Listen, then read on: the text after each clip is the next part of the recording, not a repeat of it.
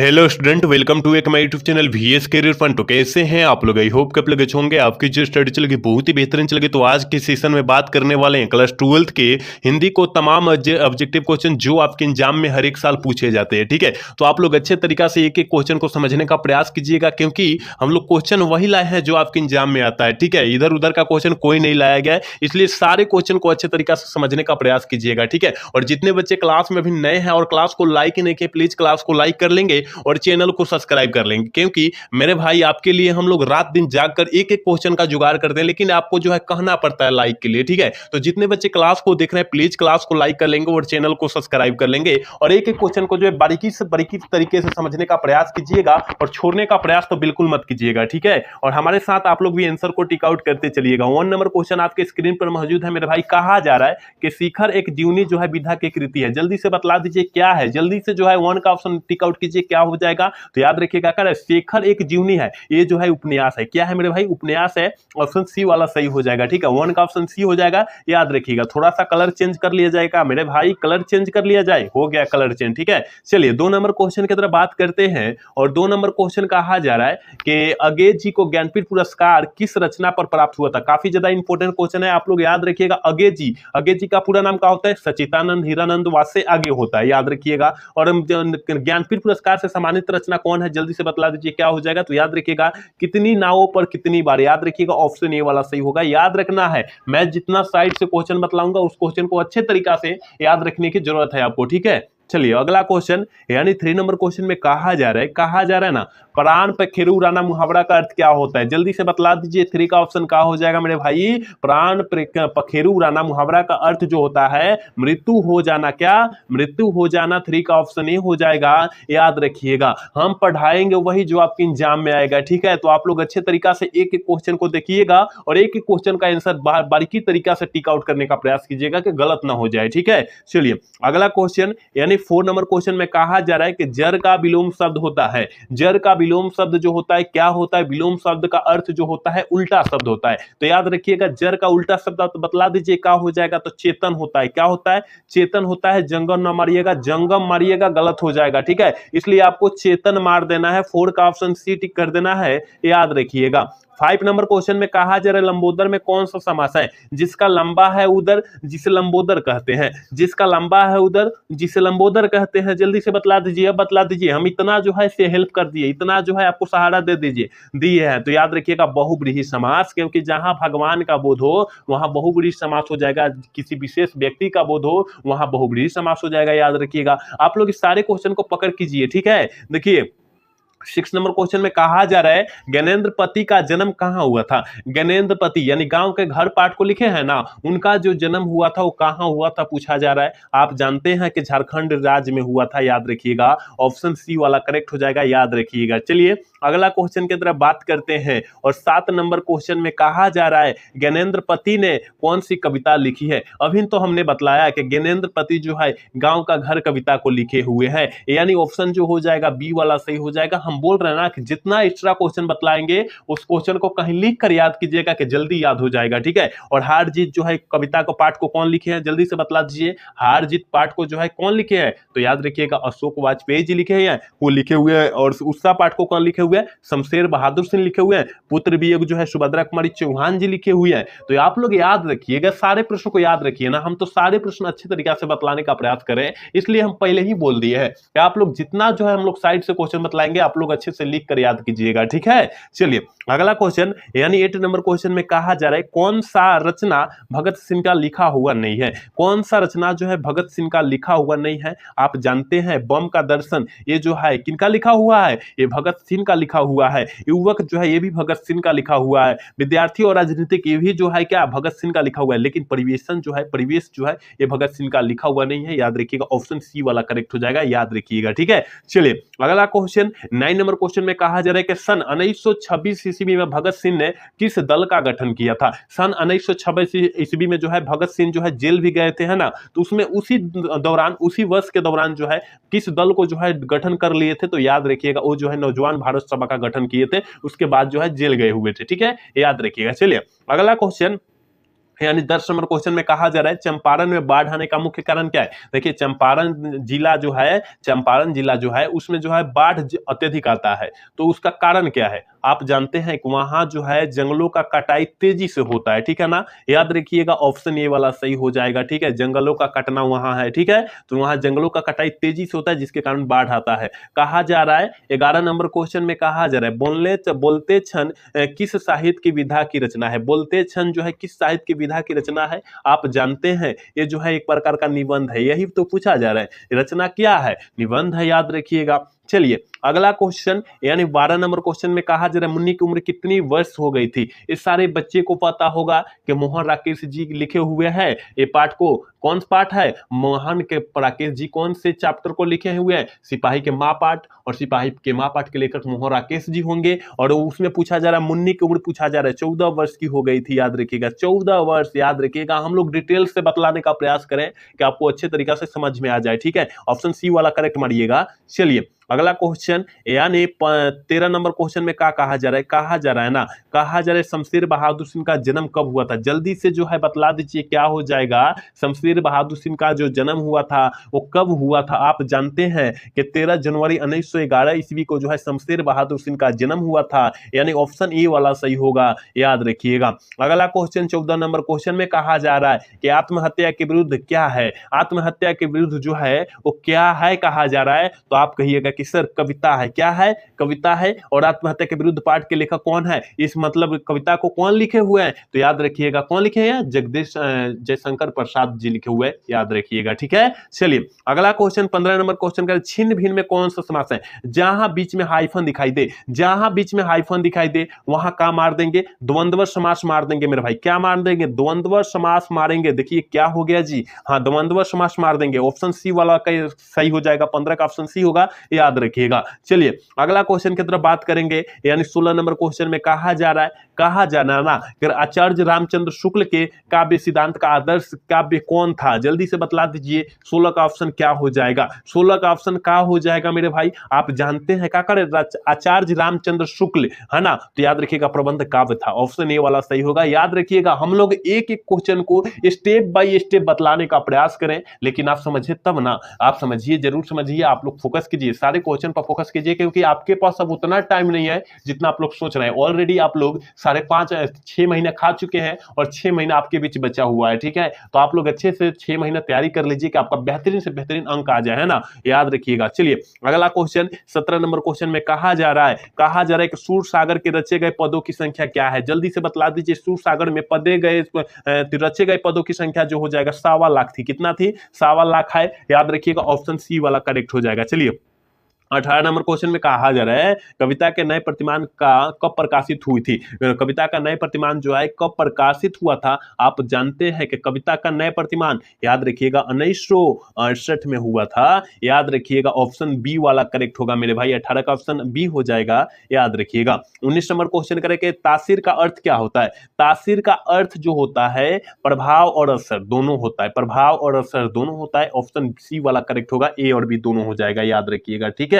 आप बेहतरीन तरीका से सारे क्वेश्चन को देखिए, आप मेहनत करिएगा तभी ना आपका रिजल्ट आएगा। देखिए आप मेहनत कीजिएगा तो हेड भी आपका होगा, तेल भी आपका होगा, इसलिए मेहनत करना जरूरी है, और अच्छा नंबर के लिए तो मेहनत जरूरी है, याद रखिएगा, है ना। करेक्ट। प्रसंग का विशेषण क्या होता है।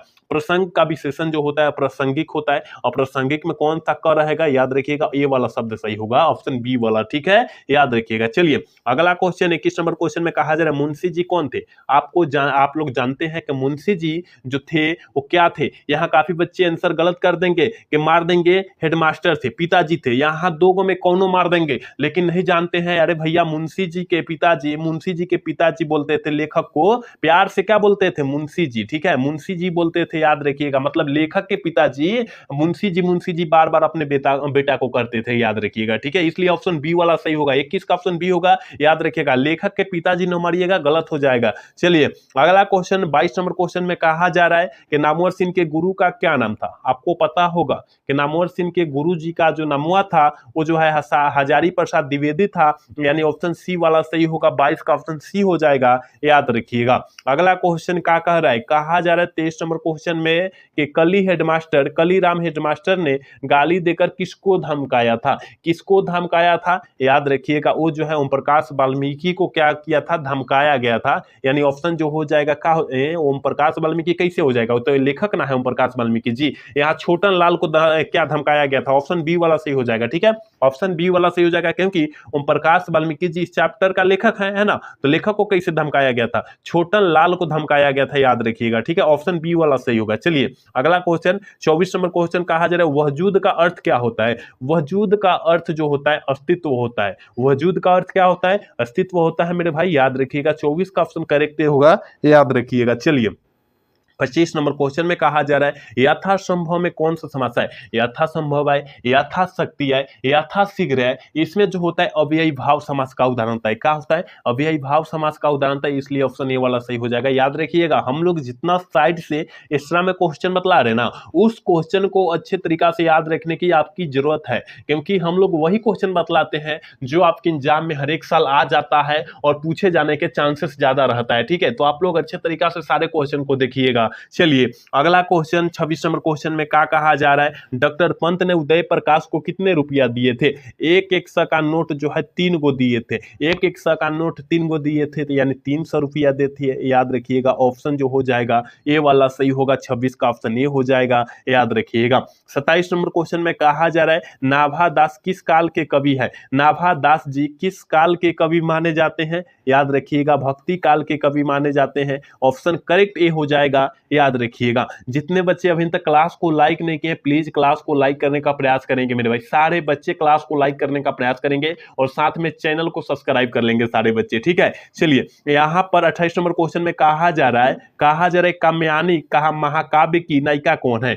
काम्यानी महाकाव्य की नायिका जो है कौन है? जल्दी से बतला दीजिए। आप जानते हैं कि काम्यानी जो है ये जो है सरदा जी की रचना है, याद रखिएगा, ऑप्शन ए वाला सही होगा, 28 का करेक्ट हो जाएगा, याद रखिएगा। चलिए अगला क्वेश्चन 29 नंबर क्वेश्चन कहा जा रहा है कि बिखरे मोती कहानी संग्रह किन रचना का है? किन रचना का है? जल्दी बतला दीजिए, 29 का ऑप्शन का हो जाएगा? ये जो है बिखरे मोती यानी सुभद्रा कुमारी चौहान जी की रचना है, ऑप्शन बी वाला करेक्ट होगा, 29 का ऑप्शन बी हो जाएगा, याद रखिएगा। 30 नंबर क्वेश्चन जो है काफी ज्यादा इंपॉर्टेंट क्वेश्चन है, आप याद रखिएगा कि सीढ़ियों पर धूप में शीर्षक की निबंध किसके द्वारा लिखा गया है? शीर्षक निबंध जो है किस लेखक के द्वारा लिखा गया है? रघुवीर सहायक जी के द्वारा लिखा गया है, ऑप्शन सी वाला सही होगा। आपको याद रखने की जरूरत है, सारे क्वेश्चन को अच्छे तरीका से याद रखने की आपकी जरूरत है। चलिए अगला क्वेश्चन कर रहा है कि अशोक वाजपेयी को साहित्य अकादमी पुरस्कार कब दिया गया था? अशोक वाजपेयी जी को साहित्य अकादमी पुरस्कार जो है कब दिया गया था?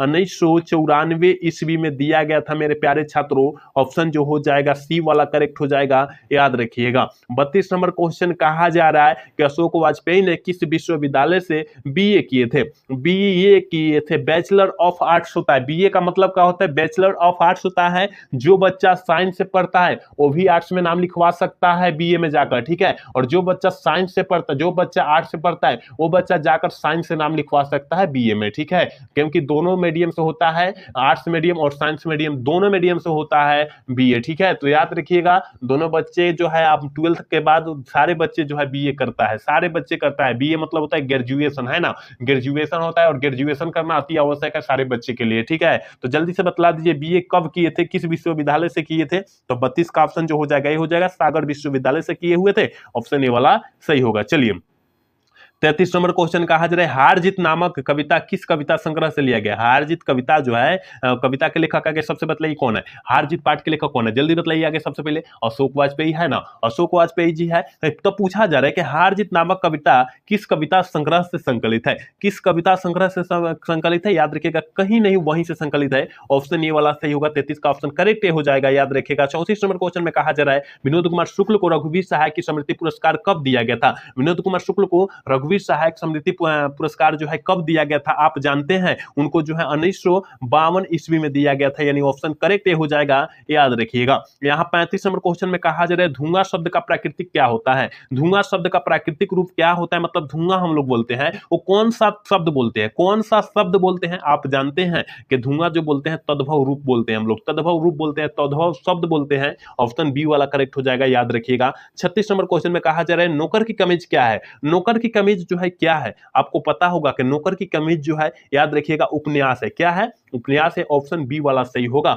36 का ऑप्शन बी हो जाएगा, याद रखिएगा। 37 नंबर क्वेश्चन की तरफ बात करेंगे और 37 नंबर क्वेश्चन कहा जा रहा है ना, कह रहा है मेहनत कक्ष शब्द का विलोम शब्द क्या होगा? जल्दी से बतला दीजिए, मेहनत कक्ष का विलोम शब्द क्या होगा? विलोम शब्द का मतलब जो होता है विपरीत शब्द, और एक और बात करें तो उल्टा शब्द होता है। ठीक है, विलोम शब्द का मतलब जो होता है उल्टा शब्द या विपरीत शब्द, यानी विपरीत शब्द, उससे विपरीत। जैसे हम लोग कहते हैं लड़का, लड़का का क्या हो जाएगा? लड़की। ऐसा ही होता है, ठीक है ना। जैसे गाय, गाय का क्या हो जाएगा? बैल। जैसे कि सुबह, सुबह का जो होता है शाम, मतलब उल्टा शब्द बना देना है, उसका उल्टा शब्द बना देना है ना। तो याद रखिएगा क्या होगा? मेहनत कक्ष आलसी होगा। आलसी मतलब क्या? देहचोर बोलते हैं। आलसी मतलब देहचोर। जैसे कि आप लोग देह चुराते हैं, पढ़ने के लिए देह चुराते हैं कि हम नहीं पढ़ेंगे, आज नहीं पढ़ेंगे, कल पढ़ेंगे, कल नहीं पढ़ेंगे, परसों पढ़ेंगे। उसी तरह नहीं होता है, आज आ गया भाई, कल कब नहीं आता है, पता है ना, कल कभी नहीं आता है। जो जिंदगी में कल किया उसका जो है कल खत्म, उसका जो है जिंदगी खत्म हो गया, ठीक है ना। तो इसलिए कहेंगे आज का काम आज ही करेंगे, कल का काम कल ही करेंगे, यही बात है ना।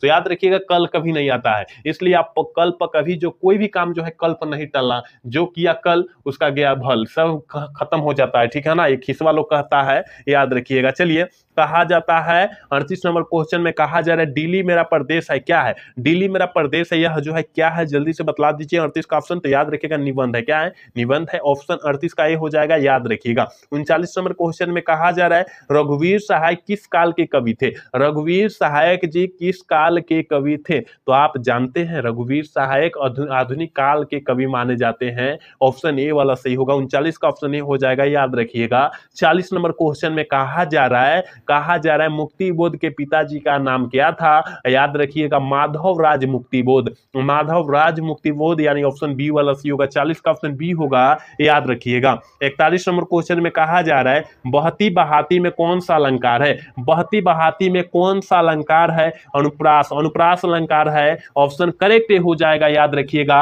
अभी जितने बच्चे क्लास को लाइक नहीं किए, प्लीज मेरे भाई आप लोग क्लास को लाइक कीजिए, क्योंकि आप सभी से रिक्वेस्ट है कि जितने बच्चे और बच्चियां देख रही है ना, प्लीज क्लास को लाइक करने का प्रयास करेंगे, क्योंकि आपके लिए हम लोग इतना मेहनत करते हैं और आप लोग हमको जो है सपोर्ट नहीं करते हैं। प्लीज सपोर्ट करने का प्रयास कीजिए आप लोग, ठीक है। चलिए, अगला क्वेश्चन 42 नंबर क्वेश्चन कहा जा रहा है नया खून का संपादन कब हुआ था? नया खून का संपादन जो हुआ था वो कब हुआ था? 1956 में हुआ था। ऑप्शन ए में है, ऑप्शन ए वाला सही करेंगे 42 का, ठीक है।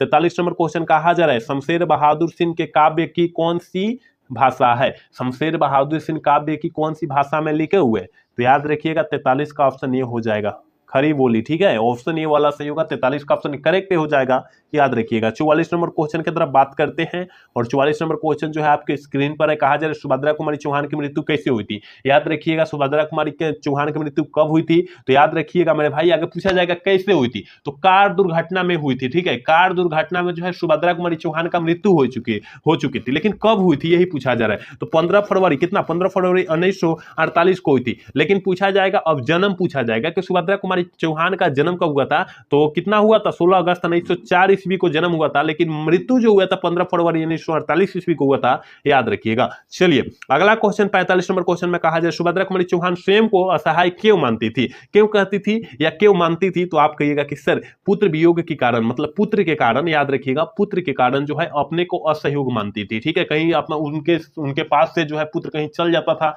तो अपने आप को जो है असहयोग मानती थी, ठीक है, याद रखिएगा। चलिए, अगला क्वेश्चन क्या कह रहा है? 46 नंबर क्वेश्चन कह रहा है कि निर्धर शब्द की शाब्दिक अर्थ क्या होता है? निर्धर शब्द की जो है शाब्दिक अर्थ जो होता है वो क्या होता है? जल्दी से बतला दीजिए। 46 का ऑप्शन क्या हो जाएगा? तो याद रखिएगा बादल होता है। क्या होता है मेरे भाई? बादल होता है। ऑप्शन करेक्ट हो जाएगा, याद रखिएगा। 47 नंबर क्वेश्चन कह रहा है भिन्न भिन्न में कौन सा अलंकार है? देखिए, भिन्न भिन्न कह रहा है, कौन सा अलंकार है? याद रखिएगा, शब्द एक ही रहे तो उसे जो हो जाए पनरुक्ति कह देंगे, ठीक है, और शब्द अलग अलग रहे उसे हम लोग क्या कहें? अनुप्रास अलंकार कहेंगे, ठीक है ना। याद रखिएगा, जैसे कि दाल भात कहेंगे दाल दाल भात कह देते हैं, ठीक है, दाल भात कह देते हैं, तो ये दाल अलग भात अलग, ठीक है, भात अलग शब्द है, ये जो है अनुप्रास अलंकार का उदाहरण हो जाएगा। लेकिन जैसे धीरे धीरे बोल दें, अलग अलग बोल दें, ऐसा शब्द आए ना, वो जो हो जाए पुनरुक्ति से अलंकार हो जाएगा, याद रखिएगा, ठीक है। आप लोग याद रखने का प्रयास कीजिएगा, हम तो समझा दिए अच्छे तरीके से, ठीक है। करे जायसी, जायसी का पूरा फुल नाम क्या होता है, मलिक मोहम्मद जायसी, याद रखिएगा। तो जायसी जी हिंदी साहित्य की किस धारा से जुड़ी है,